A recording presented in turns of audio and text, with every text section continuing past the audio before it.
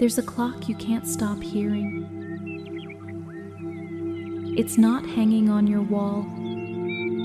It's not glowing on your phone. It's somewhere deeper, inside your mind, ticking through the milestones you thought you'd reach by now.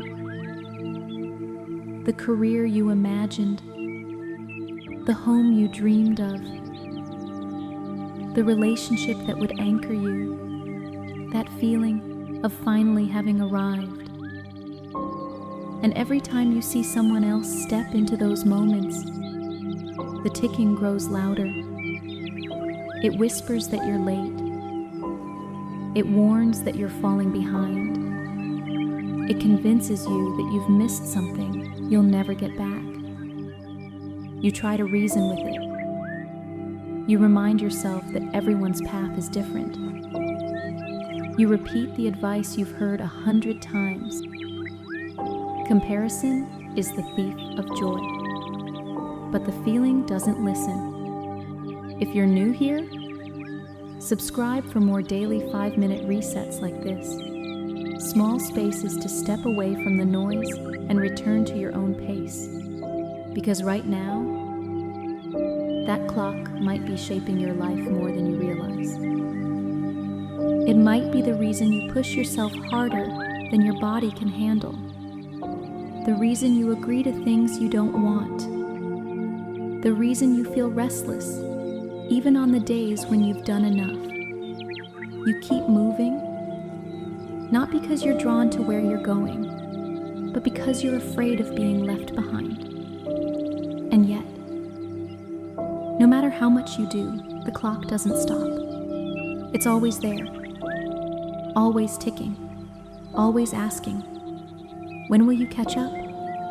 But here's the truth no one tells you. There is no catching up. There is no race. No universal finish line. No perfect schedule that everyone is meant to follow. The people you're comparing yourself to, they're not ahead of you. They're simply on a different road, and you can't measure the distance between roads. They twist, they curve, they lead through landscapes you can't see from where you stand. But comparison flattens all of that complexity into one narrow path, one checklist of milestones, one rigid definition of success. It makes you forget that there are other ways to live. Paths where progress looks like healing from something you never talk about. Paths where progress means slowing down. Paths where the milestones are invisible to everyone but you. When you measure yourself by someone else's map, you stop noticing the ground beneath your own feet. You stop seeing what you've built. You overlook what you've learned. You discount what you've survived. And slowly, you start to believe that none of it matters. That is the trap of feeling behind. It blinds you to the value of where you are. Maybe right now, you're caring for someone who needs you. Maybe you're repairing trust after a loss. Maybe you're piecing yourself back together after a quiet heartbreak. Those aren't steps backwards.